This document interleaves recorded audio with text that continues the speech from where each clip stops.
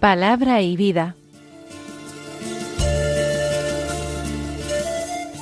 Con el padre Manuel Horta, desde Sevilla.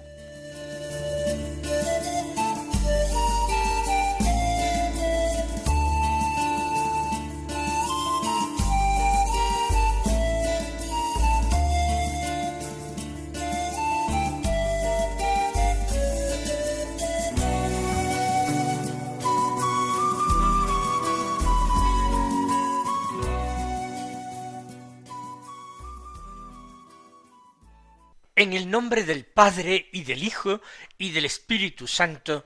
Amén. Alabados sean Jesús y María. Muy buenos días, queridos amigos, oyentes de Radio María y seguidores del programa Palabra y Vida. Celebramos hoy, 8 de abril, la importantísima solemnidad de la Anunciación del Señor, que quedó impedida por coincidir este año, el 25 de marzo, el lunes santo.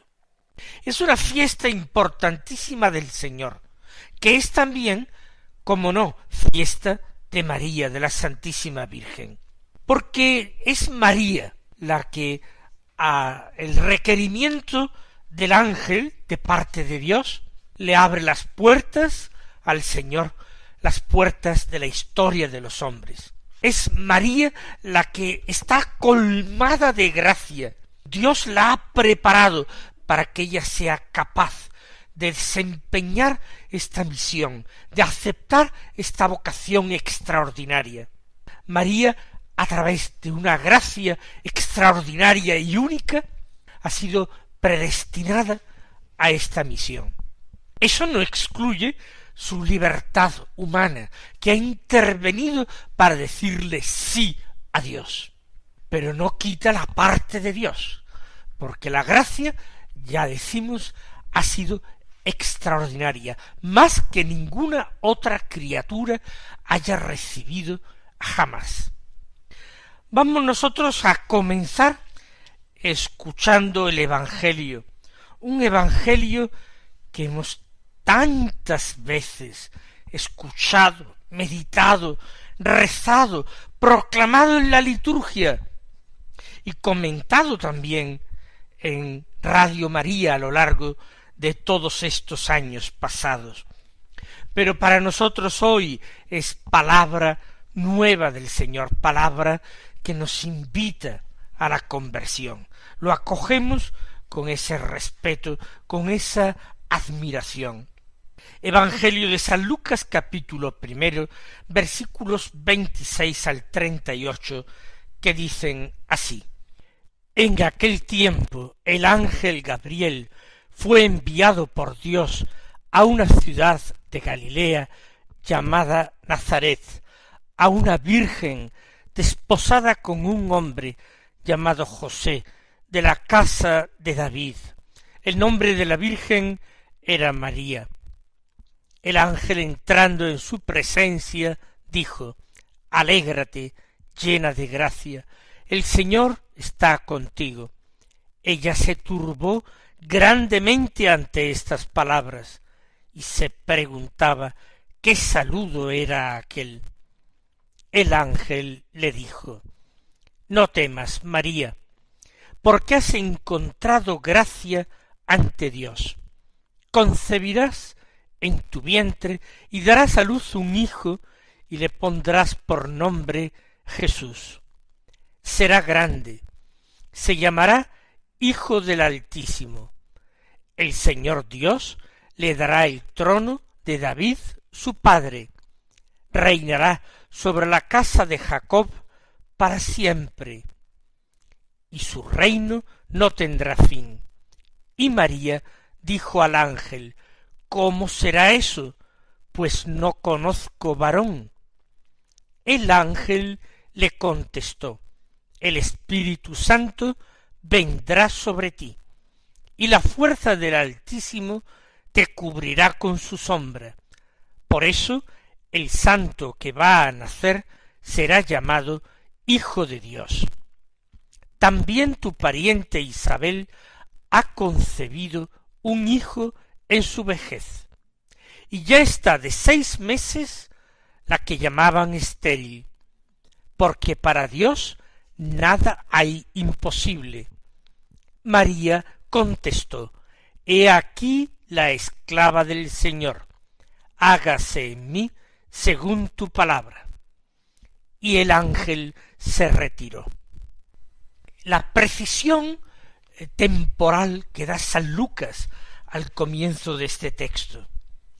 A los 6 meses el ángel Gabriel fue enviado por Dios. ¿A los 6 meses de qué? De los acontecimientos que ha narrado inmediatamente antes el Evangelio de San Lucas. A los 6 meses del anuncio del mismo ángel Gabriel a Zacarías, el sacerdote del turno de Abías, que será padre de Juan Bautista. A los 6 meses se produce esta segunda anunciación, siguiendo exactamente los planes de Dios. Pero el marco de esta anunciación es mucho más modesto. No se trata del grandioso templo de Jerusalén. No se trata del marco de una acción litúrgica, la ofrenda del incienso por la tarde. No se trata de nada de esto. No se trata de un sacerdote de Dios. Se trata de una humilde muchacha, de una virgen, de una doncella, cuya familia no se menciona, de la que no se hace ninguna genealogía, ni siquiera se dice a la tribu a la que pertenecía. No se trata de Jerusalén, se trata de la desconocida Nazaret, que no ha sido mencionada nunca en las Sagradas Escrituras. No se trata del templo, sino de una casa humildísima, quizás casi una cueva, donde vive la Santísima Virgen. Es, como vemos, algo totalmente distinto, porque Dios se está volcando ahora en la humildad de su sierva. María en el Magnificat le da gracias a Dios precisamente por esto. ¡Qué diferencia tan abismal entre la anunciación del ángel Gabriel a Zacarías y la anunciación del ángel Gabriel a María! Y sin embargo, en este segundo caso, el que va a nacer es el Hijo de Dios. Es Dios mismo, es la persona divina, la segunda persona de la Trinidad. En el primer caso, iba a nacer solamente un hombre santo, el mayor de entre los nacidos de mujer, aunque Jesús hiciera esta precisión. Pero el más pequeño en el reino es más grande que él. Juan nace y Juan muere antes de la redención de Jesucristo. De alguna manera Juan Bautista es todavía un santo de la primera alianza. Sin embargo, su nacimiento es anunciado de una forma tan gloriosa.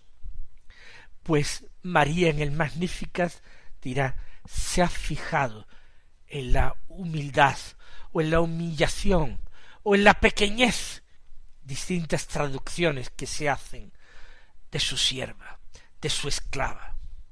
Y añadía la Virgen: me felicitarán todas las generaciones. En eso estamos totalmente de acuerdo. María profetizó aquello desde la más absoluta humildad, que no habría absolutamente nadie, excepción hecha de su Hijo Jesucristo, a quien tanto bendijeran, alabaran, glorificaran y agradecieran todas las generaciones. Esta doncella, María, estaba desposada con un hombre llamado José, de la estirpe de David. Tiene a David por antepasado.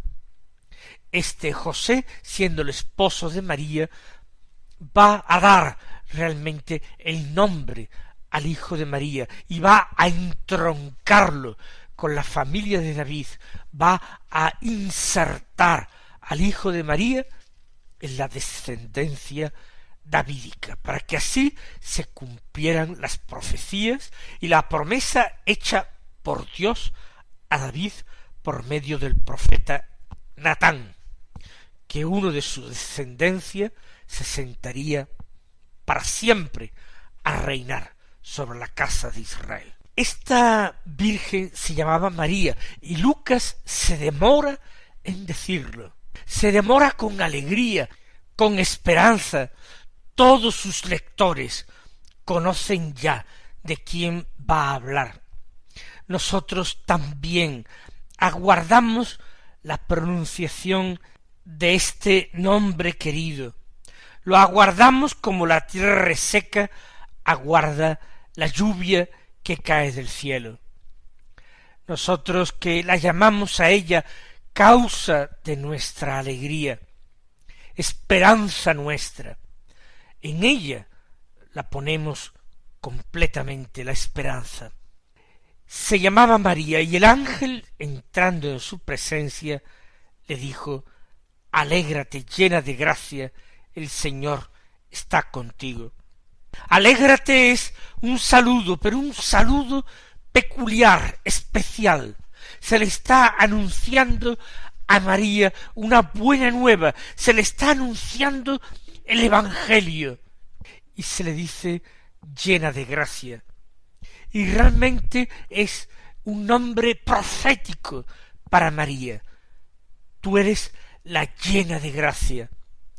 Es lo que ha hecho Dios con ella y por ella, desde antes incluso de su concepción, librándola, preservándola de toda mancha de pecado, preservándola de toda mancha de pecado a lo largo de toda su vida hasta ese momento, manteniéndola totalmente volcada hacia Él, enriqueciéndola con toda clase de dones y de carismas del Espíritu Santo.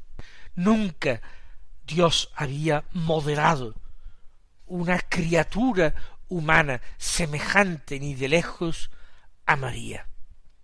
Por eso el ángel mismo tuvo que conmoverse profundamente, porque si había recibido ya la revelación, entendía que María iba a convertirse en su reina, reina de los ángeles. Y aquello era una misión que nunca ángel alguno había tenido. Llena de gracia, alégrate, porque el Señor está contigo. Más que con ningún ángel, más que con ninguna criatura humana, alégrate. El Señor está contigo, es verdad, se le dice a distintos profetas de Israel, a distintos jueces, para animarlos a cumplir la misión, a lanzarse al combate, a defender al pueblo. Pero a ninguno se le había llamado lleno de gracia. María se turbó ante estas palabras y se preguntaba qué saludo era aquel. Otros personajes bíblicos, supuestamente más fuertes que María, se habían turbado profundamente, no ante las palabras que se le dirigían, sino ante la vista terrible del mensajero, del ángel. Se habían sentido realmente aterrorizados por una visión celestial. Pensaron en algunas ocasiones que iban a morir. María se turba, pero no ante la presencia del ángel. María es la Virgen fuerte. También quizás el ángel se le manifiesta y se le presenta con una dulzura, con una amabilidad tan extraordinaria que no infunde en su corazón temor. Eso sí, la turbación ante el sentido de las palabras manifiesta que María es una muchacha reflexiva, atenta, juiciosa, que pondera todo. Esa actitud que se complacerá en describir igualmente el evangelista San Lucas. Ella que guardaba todas esas cosas en su corazón para meditarlas allí. Ella ha recogido ya en su corazón estas palabras del ángel. Ella ya ha comenzado a meditarlas y se turba porque no las entiende. Ningún saludo semejante al suyo se ha dirigido a ningún hombre en la Escritura.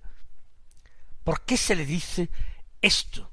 ¿Cómo encajar esta acción de Dios tan sorprendente, tan abrumadora? ¿Qué saludo sería aquel? Y el ángel inmediatamente se pone a su servicio. Como está al servicio de Dios, ahora se va a poner al servicio de la Madre de Dios.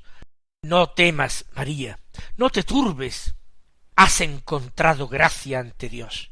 Después de esto, ¿qué puede inquietar, qué puede preocupar si has hallado gracia ante Dios? A nosotros nos gustaría saber si estamos o no estamos en gracia de Dios. Tenemos que vivir agarrados a la esperanza, lo mismo que vivimos agarrados a la fe. Pero la certeza absoluta es imposible tenerla en esta vida.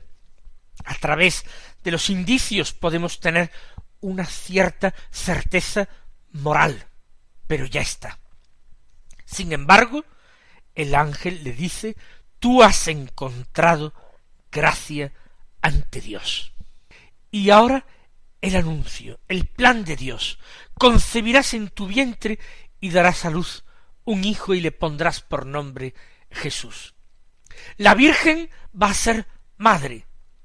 No sólo eso, ella va a imponer nombre a su hijo, y el nombre se le revela en ese instante. Fiesta de la Anunciación, fiesta de la revelación del santísimo nombre de Jesús. Y se le anuncian grandezas. Para el Hijo será grande, se llamará Hijo del Altísimo. El Señor Dios le dará el trono de David su padre, reinará sobre la casa de Jacob para siempre, y su reino no tendrá fin. ¿Cómo comparar esta promesa a María con la promesa hecha por Natán a David? La de María es infinitamente superior. Lo que ocurre es que a María, a ella en particular, no se le promete nada. Todas las promesas se dirigen hacia su Hijo, tienen como beneficiario a su Hijo. ¡Qué porvenir tan extraordinario! Se le está diciendo a María que ella va a ser la madre del Mesías. Pero ella es una doncella que ha consagrado a Dios su virginidad, que quiere vivir solo para Él, con un corazón indiviso. ¿Cómo ahora pedirle que sea madre y que tenga que volcar su amor, su cariño, su preocupación, su dolor en un hijo, si ella quiere ser solo de Dios? Virgen María, no hay ninguna contradicción, porque tu Hijo va a ser Dios, y amando a tu Hijo, amas a Dios, vives perfectamente el primer mandamiento de la ley. Además, el Señor le está revelando que su Hijo es el Mesías, es el esperado de Israel, aquel cuya venida ansiaban los buenos israelitas, suplicaban, pedían, deseaban que esa llegada fuera en sus días para poder contemplar con sus ojos al que Dios había prometido. Recordemos las palabras del anciano Simeón en el templo, cuando recibe allí a María, a José y al niño Jesús. Luz para alumbrar a las naciones, gloria de tu pueblo Israel. ahora ya, Señor, tú puedes dejarme que me vaya en paz, porque mis ojos han visto a tu Salvador. Esa es la alegría, el gozo de Simeón y de tantos y tantos justos del Antiguo Testamento, que desearon ese encuentro. Una vez que el ángel le aclara a María esos extremos, la asegura, le dice no temas, María se atreve a dirigirse al ángel para plantear una pregunta. ¿Cómo será eso? Pues no conozco a varón.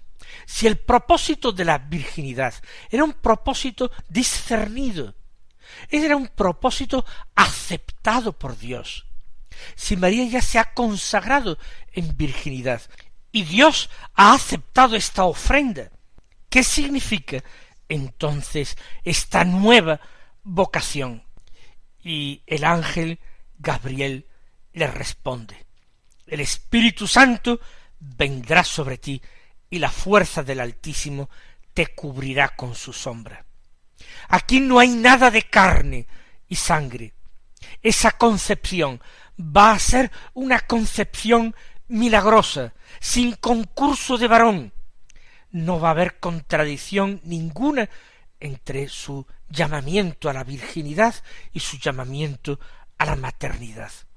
Es una acción totalmente espiritual, llevada a cabo por el Espíritu de Dios, por el Espíritu Santo.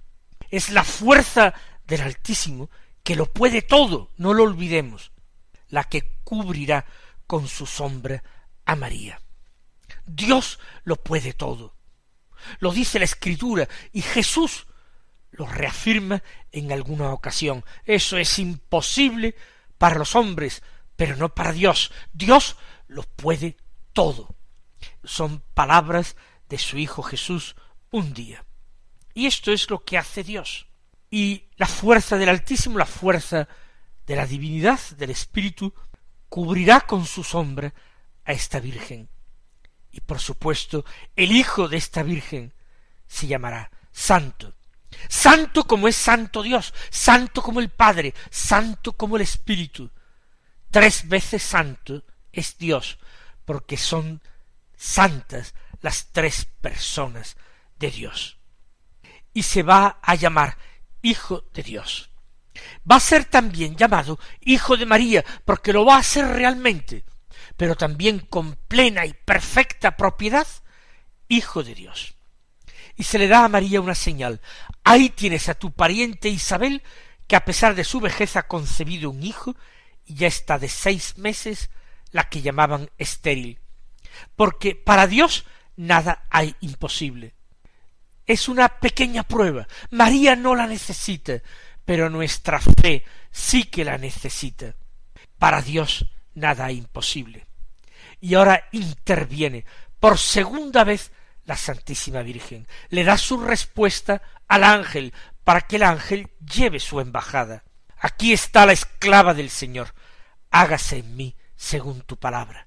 Y estas palabras las repetimos nosotros hoy, llenos de amor y de devoción a María. Las hacemos nuestras como buenos hijos de María que queremos ser. Y la dejó el ángel. Mis queridos hermanos, el Señor os bendiga y hasta mañana si Dios quiere.